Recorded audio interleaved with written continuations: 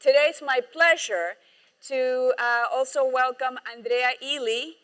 He is the chairman of Illy Cafe and has been providing this wonderful product today. So cheers. Good morning, Andrea. We're going to have a little conversation, a coffee conversation this morning around why would a coffee company, a historied coffee company from Italy, have anything to do with happiness? So first, thank you for having me. I'm not a banana. I'm a coffee bean. A coffee bean, okay. Tell us about the coffee bean. No calories. Okay. And inspiration, good energy. I like that. I like that. This is why we are about happily. I would say it all started with the founder, my grandfather dreamed to offer the greatest coffee to the world. Still working on it after 86 years. But we were never able to express such dream in an engaging and relevant way. So one day, after decades of frustration, I went to the big advertising guru, Kevin Roberts. And I told him, we are still small, but we can grow a lot, so you shall help me. And he loved the story, so eventually, maybe he regret because they spent 1 year coming out with Live Happily. And Live Happily is really great because it's a very powerful payoff. It's a call to action. But when he came out, and it has the Illy name inside, Live Happily with 2 L. When he came out with this payoff, I said, nice, beautiful. Let me think about it. So he was very upset, saying, what is this, the best payoff you can imagine? Yes, but happiness is serious stuff. Yes. So I want to think about it. And then, as a matter of fact, he was totally right, because coffee is a lot about altruism. We, let's say, have to consider that at least 50% of the coffee is consumed in Western countries, rich countries. But 100% of the coffee is grown in poor countries, in the south of the world, by a community of at least 25 million people, 80% of them living below the famous $2 per day. So it's about poverty. In many cases, in many countries, it's about subsistence agriculture. Agriculture that you do for a living. So for us, in Western countries, this is the beverage of success, social success. No? If you want to date with somebody, let's have a coffee first. And then if you want to be bright professionally, let's have a coffee. So it is, because it has also some relevant physiological effects, which are extremely positive for at the neurological level, but also at the, let's say, physiological level. Makes you live better and longer. So on that side, it's already good. But then, if we create this virtuous cycle, combining the well-being that coffee delivers to those who drink it, with the development, the opportunity to give a chance, to those who make it, this is where we can really have an altruistic, let's say, approach. And how do you do that? As Illy, we pioneered direct sourcing already 30 years ago, because if we want to have the best coffee, of course we can enhance quality with technology like we do, we innovate very much, but we have to start from the best possible bean, myself. So sourcing the bean directly at the origin, working hand in hand with coffee growers, transferring knowledge to them, how to elevate the agronomical practices, how to really better cure their plantations and their crops in a way also that they can maximize their returns. This is what we do. we founded the University of Coffee for that purpose 20 years ago. And since then, we had over 160,000 participants.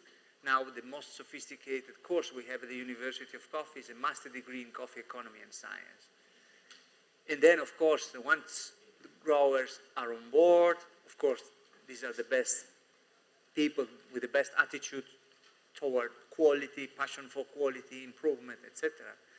And once they know how to improve quality, and then they have this beautiful coffee bean, then we buy directly, and we pay a premium, which is on average 30%, which allows them to have a good price, improving their livelihood, improving education in their communities, in their kids, investing in the plantation, and continue to improve, and this creates a cycle. That's what I wanted to focus on also, on how, for me, it was really interesting, the whole sustainability aspect. So not only teaching through the University of Coffee the sustainable practices for these coffee growers to invest in their communities and in the environment so that they can protect their product and also their environment, but most importantly is how do you help them become a sustainable community, and how have you been able to repurpose people, for example, in the Colombia example? And can you tell us a little bit about the work that Illy Coffee has done in communities like that in helping them really optimize the happiness of the communities? Good. So first of all, I'm always so impressed to see how, let's say, beautiful are these people from the human point of view. They have very strong values, communities, environment. They are for sure more,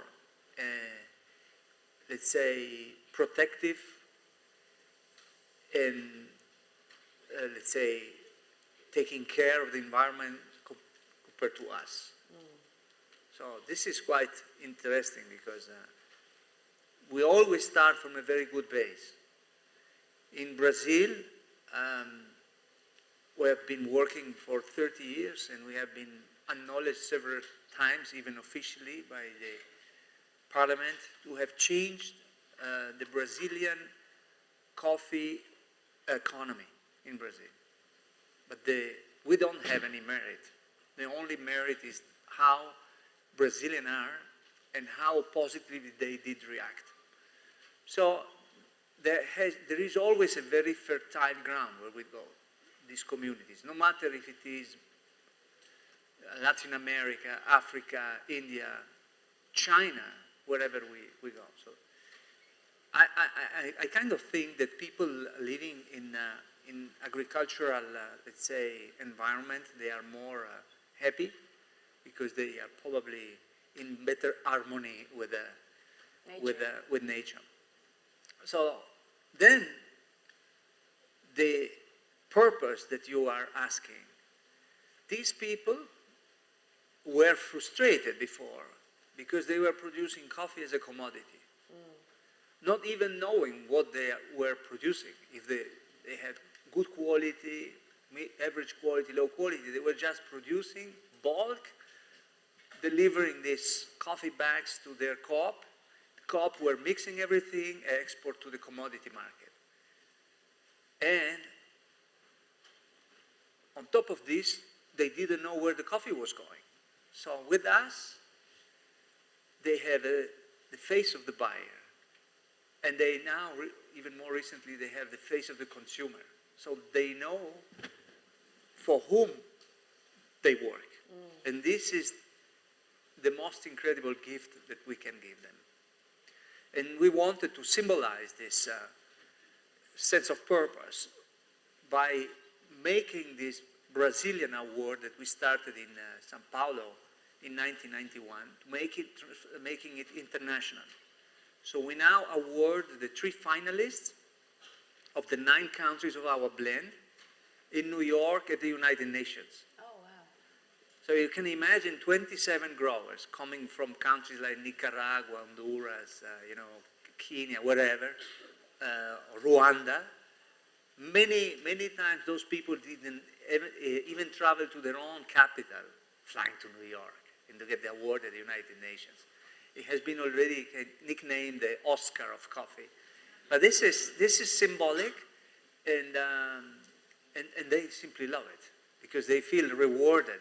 And then they get a certificate each time they succeed selling the coffee to us. And there are many collecting certificates. The most loyal one, we have a kind of a club. We have a club, not a kind of a club. And we reward loyalty exactly as they were customers instead of suppliers. So we have the same loyalty cards. And I think the most loyal is diamond or something like that, or platinum or something. And those succeeded selling the coffee for 20 consecutive years. And so they have entire walls with their certificate. But the good news is because we don't buy 100% of the crop, because we only buy the heart, the best possible part. The rest of the crop is better quality, and they also have a kind of an endorsement. So they succeed selling the rest of the crop to the market with a premium as well. So this is a kind of, as you say, symbiotic relationship.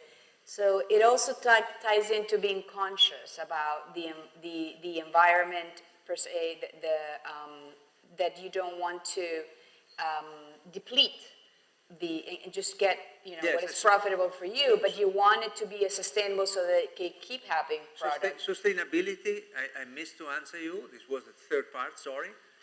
Is the other coin of quality. We don't have quality without sustainability and vice versa. I give you an example. If you don't, let's say, give production input to the soil, then you will, let's say, lose quality also in the taste. And you will kill, basically, you will deplete the soil itself. So it's very negative. Should you exceed in, too much fertilizer, then you might have a very good taste, but you might have contaminant residues in the product. So you lose on the nutritional side. So this is why our approach is the so-called best agronomical practices, which maximize the consumer benefit, maximize the grower's profit without causing any harm to the environment. And it's really a balance, and of course using as much as possible non-chemical fertilizer, non-chemical pesticides, and so on. But sustainability and quality are the exact two faces of the same coin. So one of the reasons that I was so looking forward to this conversation today with Andrea is that it ties in many things that we've been talking about throughout the conference. Because how does a company show up in the world, an international company, and how does it create a product that is of the highest excellence, but also takes people into account, right? In a community where maybe you could get by with not being mindful of your suppliers, because other companies around the world are not, unfortunately, because these communities are very poor. And so it's a really great example on people, product, and planet. And you haven't even touched upon, the years of work the Illy Foundation has had with, for example, supporting the World Happiness Report and the amazing research that goes into that. And then that report gets downloaded 1 million times, and that's presented in the United Nations, and the ripples of that. And what does a coffee company have to do with supporting happiness research? Well, I know you share that one of the fundamental, let's say, ingredient of happiness is having a purpose. For corporations, it's exactly the same. At the end of the day, a corporation is an organization, a community, and So there are two schools.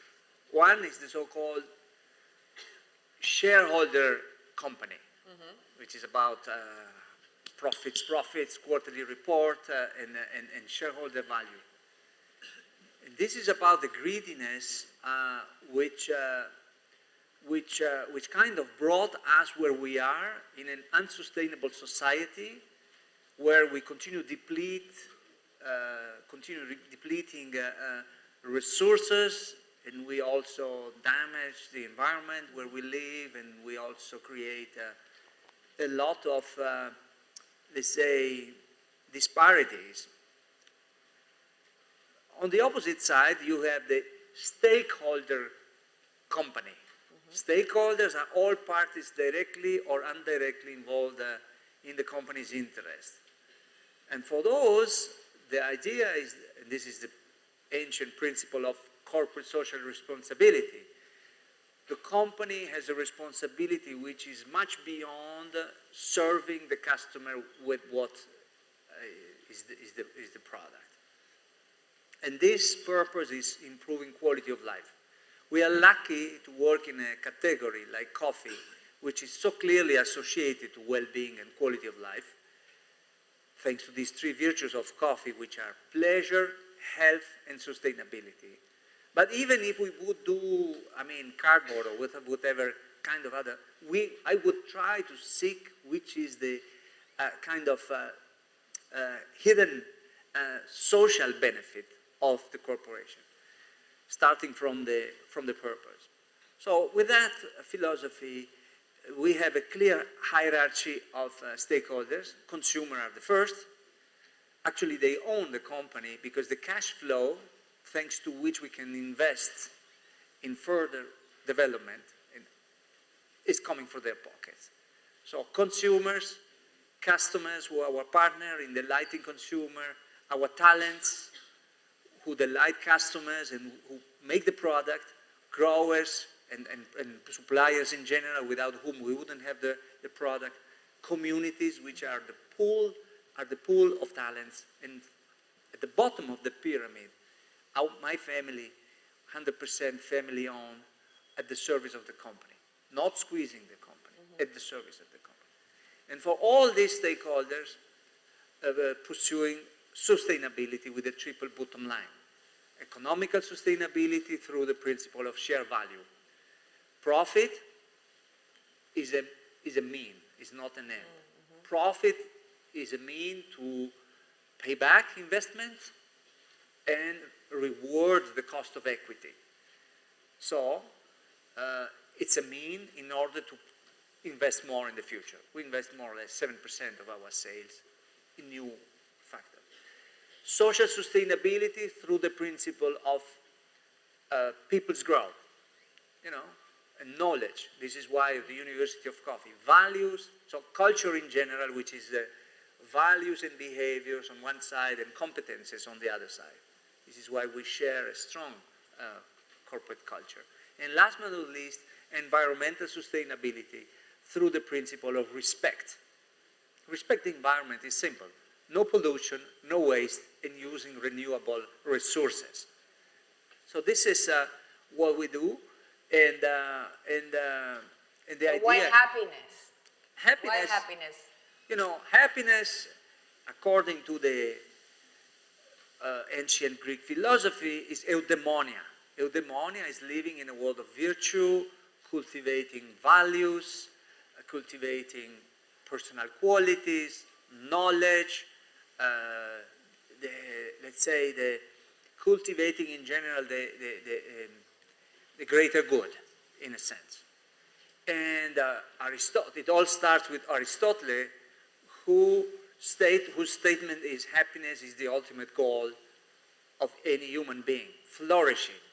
If it's true for human beings, and we also have to give to consider that communities are more and more difficult to gather.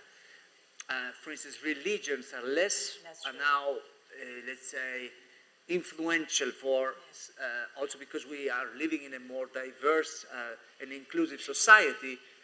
And corporations are organizations where people spend at least 1/3 of their life, this is where you can really have an opportunity to build a community and give a strong sense of purpose to people who work. This is why happiness.